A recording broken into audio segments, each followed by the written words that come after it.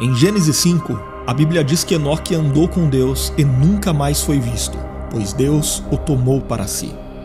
No Novo Testamento, também encontramos a afirmação de que Enoque foi arrebatado para não provar a morte. E isto está escrito em Hebreus capítulo 11 e versículo 5, num texto bíblico que traz uma lista de grandes heróis da fé do passado. Porém, a Bíblia também traz alguns textos que parecem afirmar que jamais alguém entrou na eternidade escapando da morte. Com exceção do Senhor Jesus Cristo, até mesmo as pessoas que foram ressuscitadas ao longo da história bíblica tiveram de morrer novamente. Curiosamente, na mesma lista de heróis da fé onde o arrebatamento de Enoque é mencionado, o escritor de Hebreus também diz que todas aquelas pessoas morreram. E em outras partes, a Bíblia ainda afirma que carne e sangue não podem entrar no reino de Deus, e o próprio Senhor Jesus ensinou que ninguém jamais subiu ao céu, senão aquele que desceu do céu. Considerando todas essas passagens bíblicas, muita gente afirma que, na verdade, Enoque realmente morreu, e que supostamente a ideia de que Enoque foi arrebatado ou tomado por Deus não passa de uma linguagem poética ou um tipo de eufemismo para se referir à morte inesperada de Enoque. Outras pessoas ainda vão além e sugerem que esta questão sobre o arrebatamento de Enoque é uma prova de que no texto bíblico há contradições. Mas então como podemos entender este assunto? Enoque foi arrebatado ou de fato morreu? Existe alguma contradição bíblica neste ponto? Ou será que tem muita gente por aí interpretando e aplicando textos bíblicos de forma isolada e fora de seu contexto? É exatamente sobre isto que falaremos neste vídeo. Antes de olharmos para cada uma dessas passagens bíblicas que parecem contestar a ideia de que Enoque foi arrebatado, precisamos verificar o que a Bíblia diz a favor do arrebatamento de Enoque. Primeiro, o escritor do livro de Gênesis escreve o seguinte: "E andou Enoque com Deus, e não se viu mais, porquanto Deus para si o tomou." A palavra tomou, na declaração Deus para si o tomou, traduz uma expressão hebraica que significa tomar e levar embora, pegar, apanhar, tirar, tomar posse ou capturar. Por isso, algumas traduções da Bíblia em português traduzem essa declaração como Deus o arrebatou, Deus o havia arrebatado ou Deus o levou. Também é verdade que alguns intérpretes judeus entendem que essa declaração é simplesmente uma forma poética que o escritor bíblico do livro de Gênesis usou para falar da morte precoce de um homem justo. Se compararmos a idade que Enoque tinha quando desapareceu com as idades de outros patriarcas que eram seus contemporâneos, percebemos que Enoque deixou sua vida na terra muito cedo. Mas então, como parte dos eruditos judeus rejeita o arrebatamento de Enoque, isto então significa que a interpretação correta seria a de que Enoque morreu e qualquer explicação diferente disto seria um erro? Bom, infelizmente há muitos cristãos emocionados por aí com tendências judaizantes que pensam que qualquer interpretação que venha de alguma suposta origem judaica seria a correta e que todas as outras estariam erradas. Mas essas pessoas se esquecem que foram os eruditos judeus, os grandes mestres da religião judaica, os doutores da lei, que não reconheceram Jesus como o Messias enviado por Deus. O próprio Jesus condenou os intérpretes de sua época, dizendo que eles erravam por não conhecer as Escrituras e nem o poder de Deus. Inclusive, aqui vale lembrar que até hoje a tradição judaica não aceita o Novo Testamento como escritura sagrada. Então, não é porque uma tradição judaica afirmou ou um erudito judeu explicou que uma determinada interpretação deva ser vista como verdade absoluta. Para os cristãos, os escritos do Novo Testamento consistem na palavra de Deus inspirada e infalível, tanto quanto os escritos do Antigo Testamento.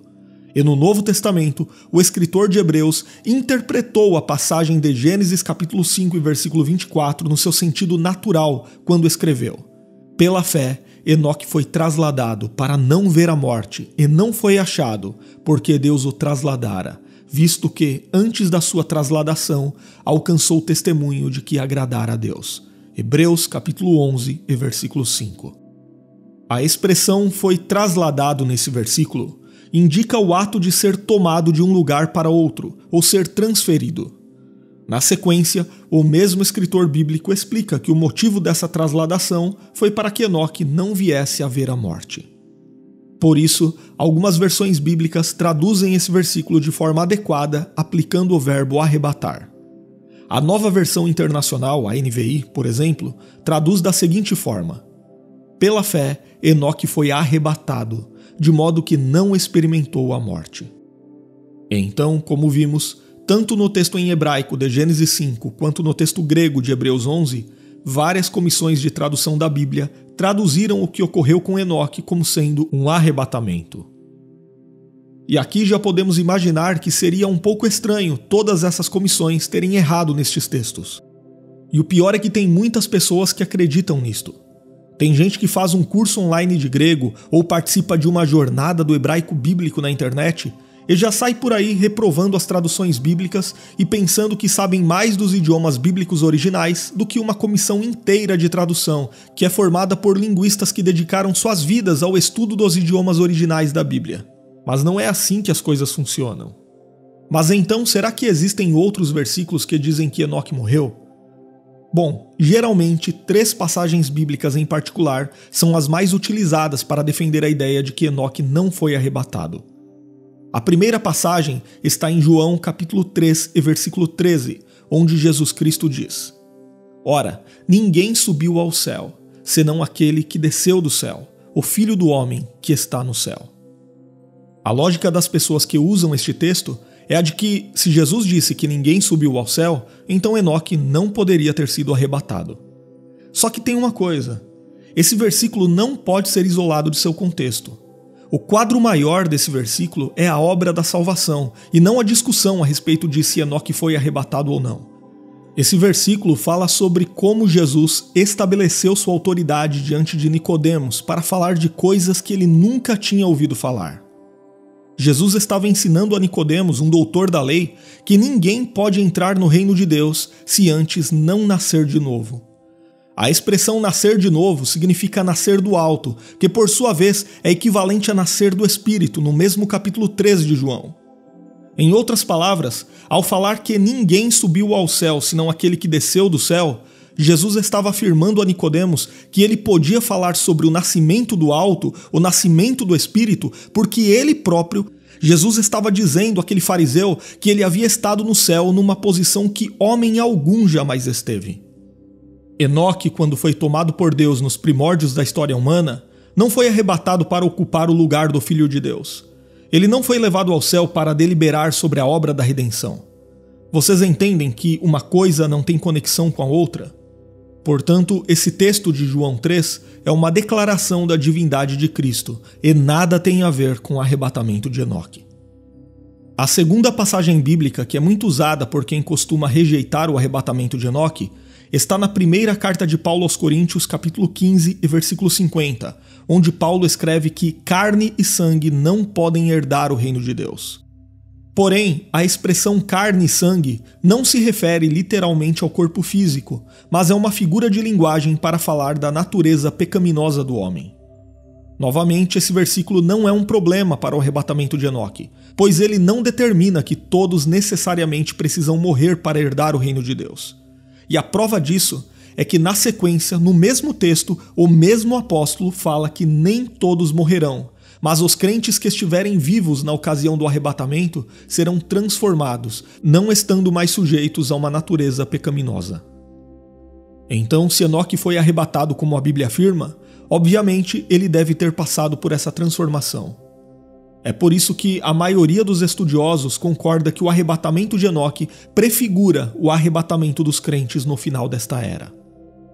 E por último, a terceira passagem bíblica utilizada por quem rejeita que Enoque foi arrebatado está em Hebreus capítulo 11, versículo 13.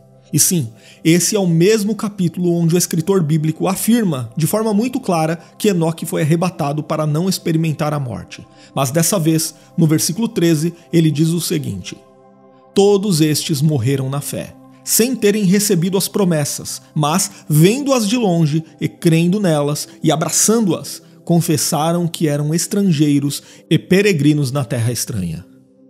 O suposto problema levantado pelas pessoas que contestam o arrebatamento de Enoque com base nesse texto é que a expressão "todos estes morreram" deve incluir Enoque, que foi citado pouco antes. No entanto, o mesmo escritor bíblico, sim, um pouco antes, no versículo 5, foi enfático ao dizer que Enoque foi arrebatado para não morrer. É claro que isso pode ser facilmente explicado pelo fato de que Enoque foi uma exceção à regra. Além disso, não podemos nos esquecer que a Bíblia foi escrita numa linguagem humana, usando expressões que costumamos usar. E é muito comum dizermos frases semelhantes. Um vendedor de sapatos, por exemplo, ele poderia dizer: com exceção do modelo na cor azul, todos os sapatos dessa prateleira estão com desconto. A própria Bíblia emprega em outros lugares essa mesma forma de se expressar. Por exemplo, em Romanos capítulo 3 e versículo 23, lemos que todos pecaram e destituídos estão da glória de Deus. Mas nós sabemos que, apesar de Jesus Cristo ter se tornado plenamente homem, ele jamais pecou. Então, apesar de Jesus ser 100% humano, assim como nós, ele não foi contado entre esses todos que pecaram. Encontramos outro exemplo semelhante ainda na carta aos Romanos, agora no capítulo 5 e versículo 18, onde o apóstolo Paulo escreveu que, assim como por uma só ofensa veio o juízo sobre todos os homens para a condenação, assim também, por um só ato de justiça, veio a graça sobre todos os homens para a justificação de vida. Mas sabemos muito bem que nem todos os homens serão salvos, e que todos estes sobre quem veio a graça para a justificação de vida são, na verdade, todos os que creem, conforme lemos em Romanos capítulo 3 e versículo 22. Então, voltando ao texto da carta aos Hebreus, junto de Enoque, o escritor bíblico citou outras 6 pessoas antes de dizer no versículo 3 que todos estes morreram na fé.